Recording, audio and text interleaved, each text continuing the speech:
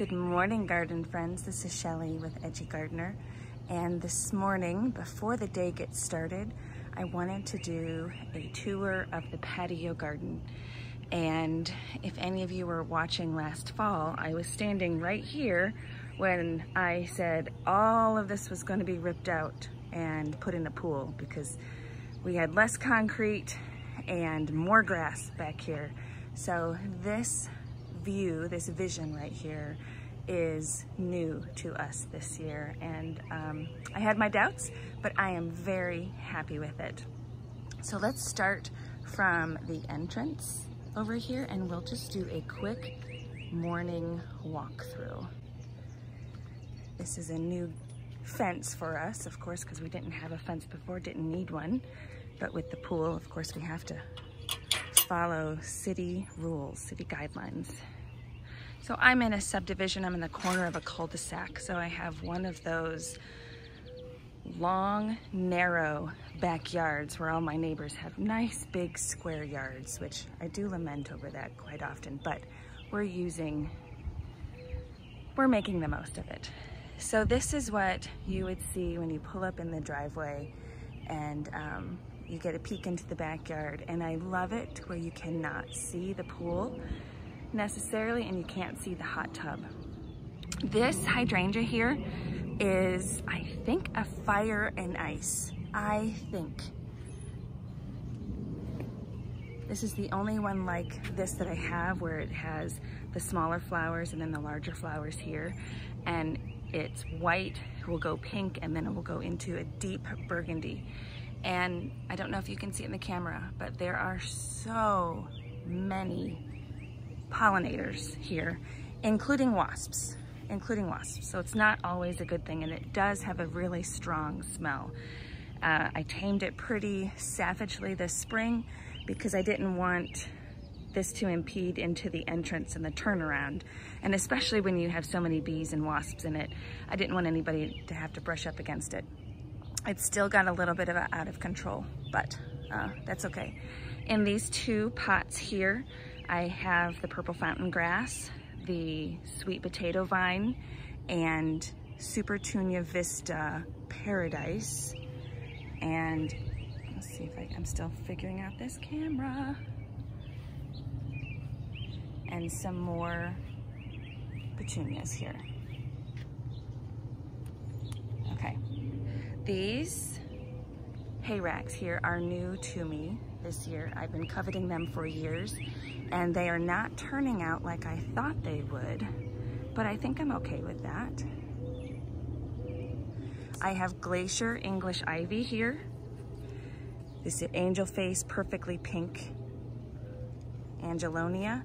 And then I have Super Bells Double Blue. And then my Proven Winners Petunia, which I'll put the name on the screen. So I thought this would be a lot more cascading on both ends. And I have to say that I did let it dry out way too much, maybe twice. This one I had to replant completely. And I do have, that was before I had the water line running. So they do get watered very regularly, and we have had a ton of rain. So I think that they will cascade by the end, maybe by mid-August. Okay. And I do love this view, this arbor with this clematis growing. Is it clematis or clematis? I've always said clematis, but I've been hearing clematis, and I think that's the way we're supposed to do it, say it, but it just doesn't feel right. This is actually a shade-loving clematis, and it blooms white, and I think it's Virginia, something with the state of Virginia in the name. I will tell you though, this is a thug and it spreads everywhere. I left it on this year because I didn't know what else to do. And it was cut down to the ground, but I don't like pulling it up everywhere. But then I'm looking at it now thinking, but it's so pretty. So I don't know what we will do here. Okay, and there's the bunny that greets us. We've named him Lincoln. And he is surrounded by Max Frey geraniums. The words are coming slowly to me this morning.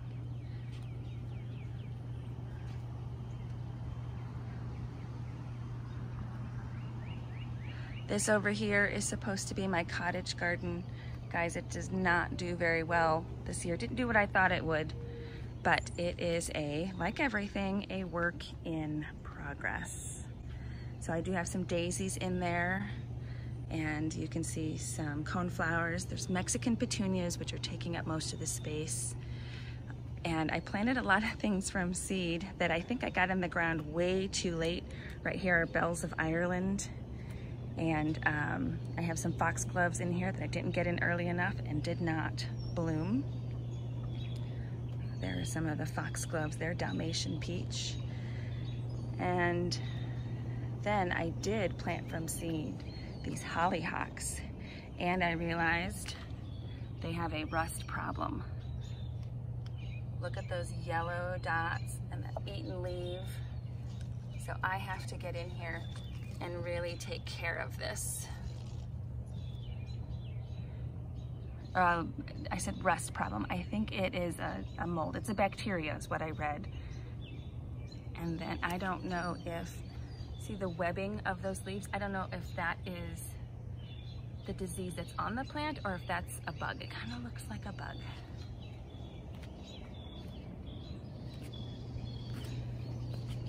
I had this full of bee balm last year, which smelled beautiful and was lovely, but it was so thick with pollinators that I couldn't get into weed unless it was early morning or late evenings, and that's just not when I do things.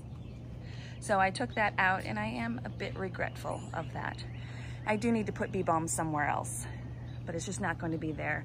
We're in and out of this hot tub, and we have to squeeze by here to get to the back.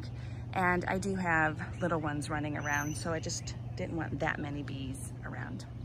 Like I said, maybe that was a bad decision. This is my corner of unplanted things. That's the winter sowing project I did next to a hosta in a pot. And I just put these all over here to get them out of the way and make them easy to water. And in this pot here, I have some coleus, more foxglove, and then oregano.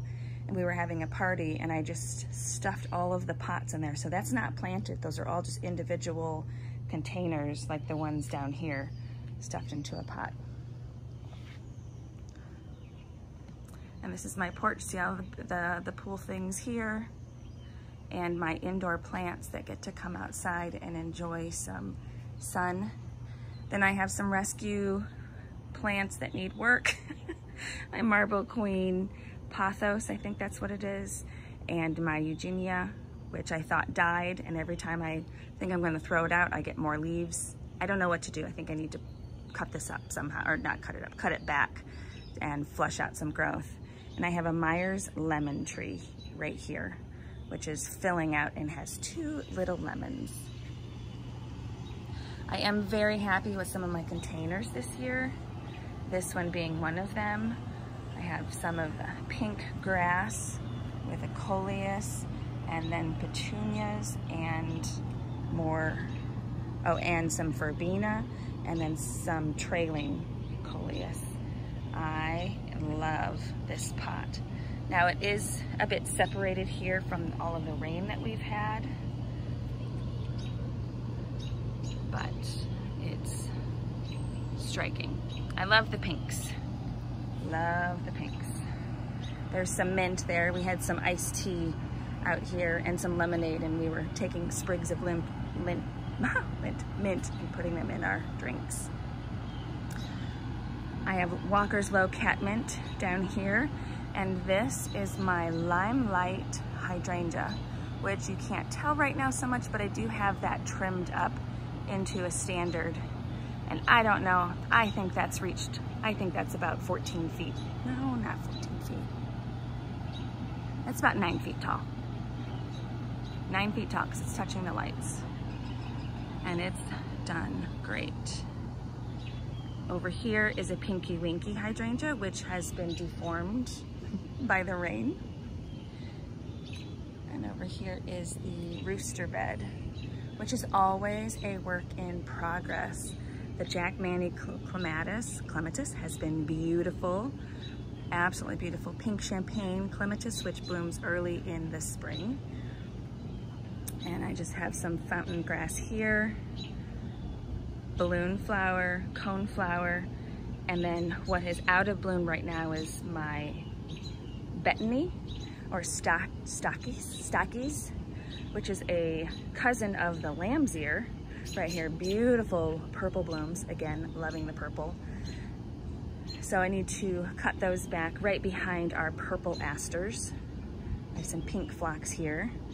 And in this container, I have white supertunias with some truffle pink gomphrena. I thought that that would be a lot fuller than what it is. But for a while, I think this clematis was shading that part of the pot, so maybe it just didn't get its full sun. I have a Wine and Roses Wigelia, and then Apple Blossom Yarrow, which always bends. I need to cage that.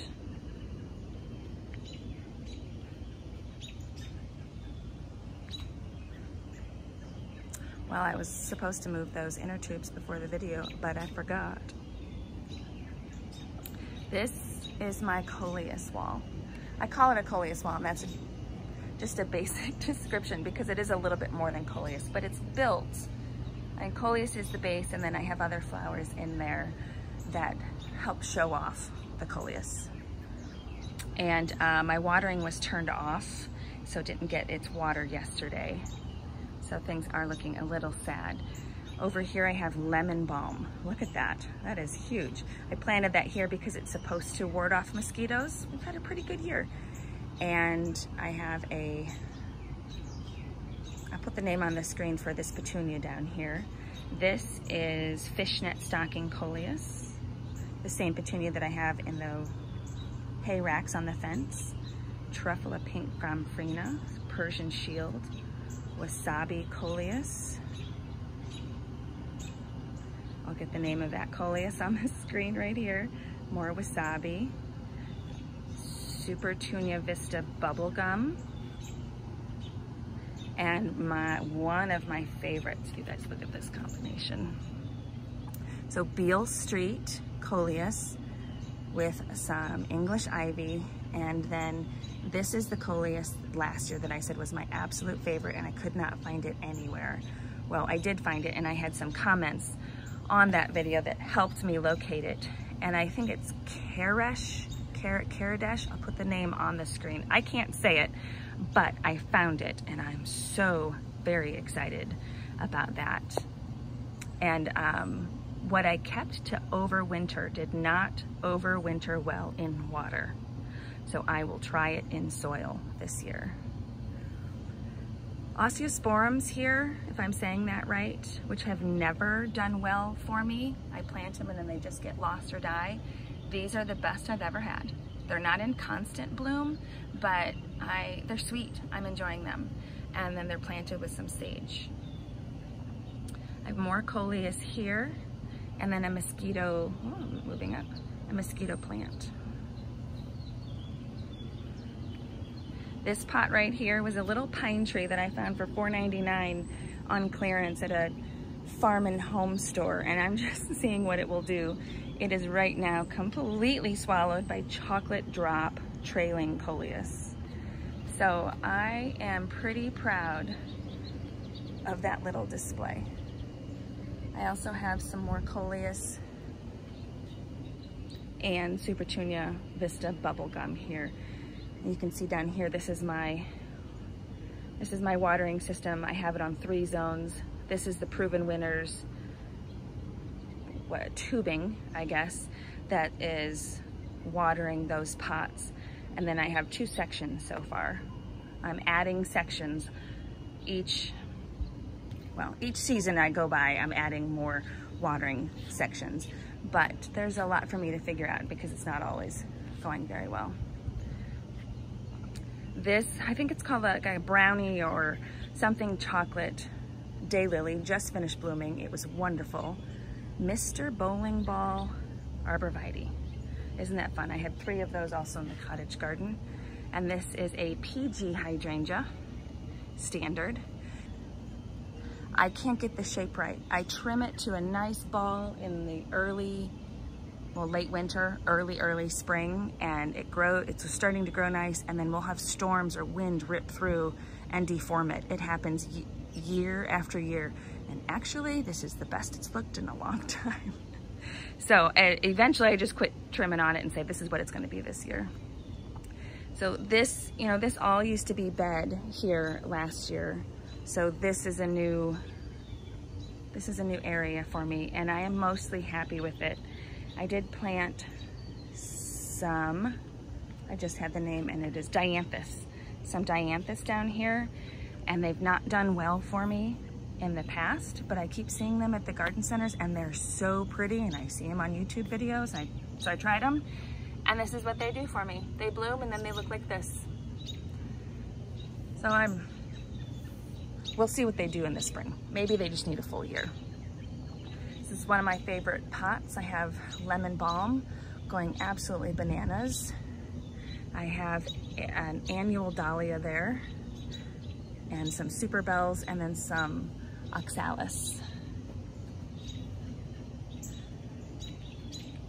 More Max Spray geraniums, mini mauve-vet hydrangea, which I think was new in the past few years, Zagreb coreopsis, and here is my liatris, you know, the cobalt gay feather, and then here are my irises. And this is a fountain which I love to have on, but it is spitting water from the top so bad that I have to fill it with water 2 or 3 times a day. And a little review for the mini mauve-vet, which I was pretty eager to plant and have. And I did read some reviews. It's a proven winners mini mauve-vet, and the size was just perfect. And you've seen that I do like hydrangeas. They typically do well for me. I am in Central Illinois, Zone 5B. So we're good with hydrangeas.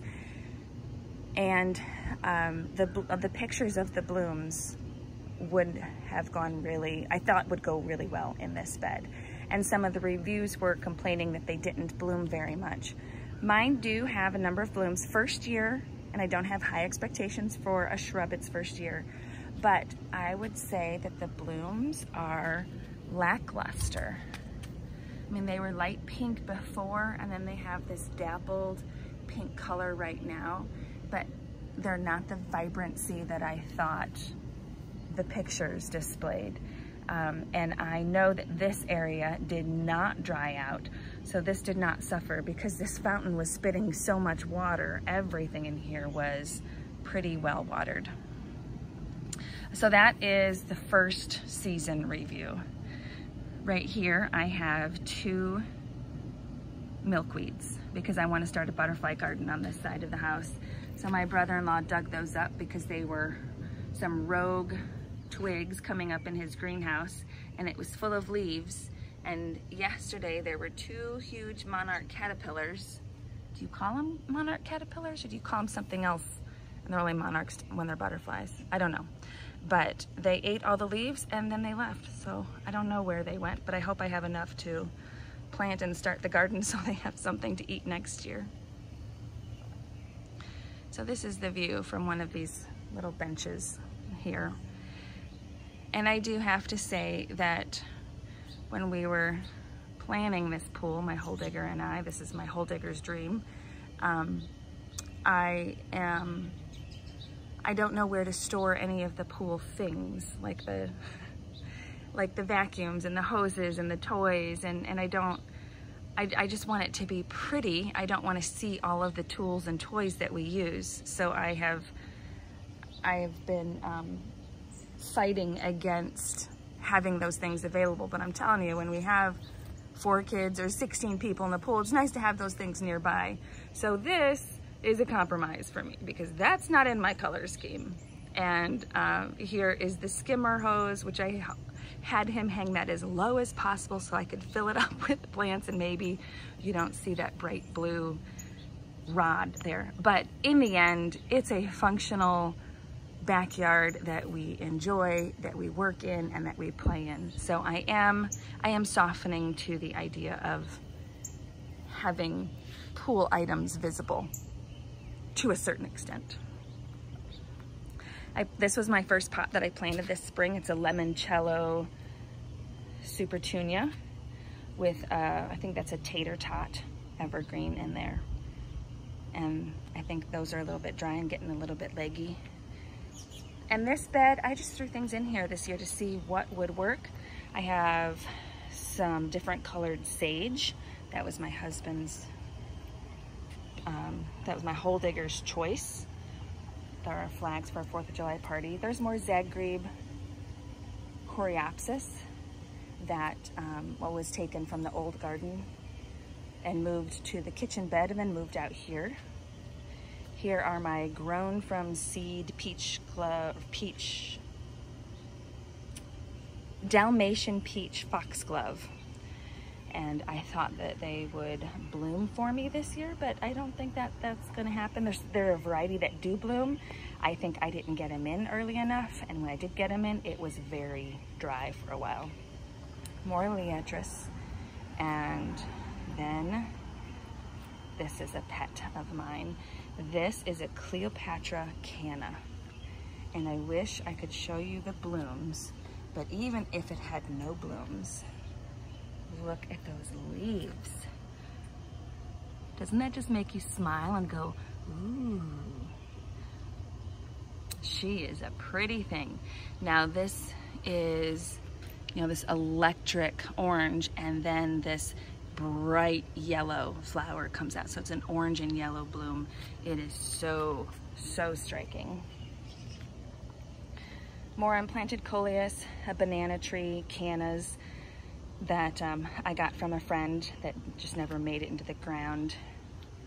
And I believe this is Joe Pyeweed with some patience here, and then another banana tree and some coral peachy super bells that I was trying to make this look tropical over here, but still blending in with my pinks and purples.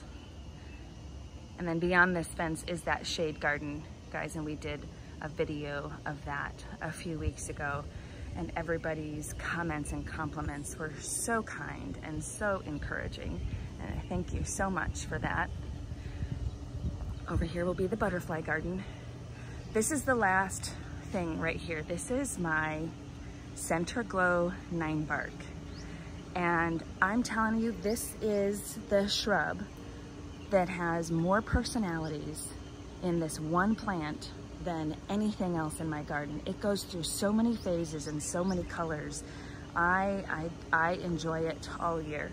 Now it is a bit of a beast in shape, and I am always working on it, trying to tame it. And I know elderberries or 9-barks do better if they're not fussed over as much, but I need it to look neat, and I'm not willing to move it because I enjoy the view from where I am. So, and nothing planted down here yet except these little lavenders here, which I planted, then we had days and days of rain. So I don't know if those are very happy. So we will do one last view of the patio garden from the back fence. And guys, thank you so much for watching the video and staying with me this long. I hope you enjoyed this. I love to see your gardens, and your likes, subscriptions, comments, always very much appreciated, and I do try and respond to all of them. And if I don't respond, please know I am reading all of them. So I hope to see you again, and enjoy your time in your garden. Bye-bye.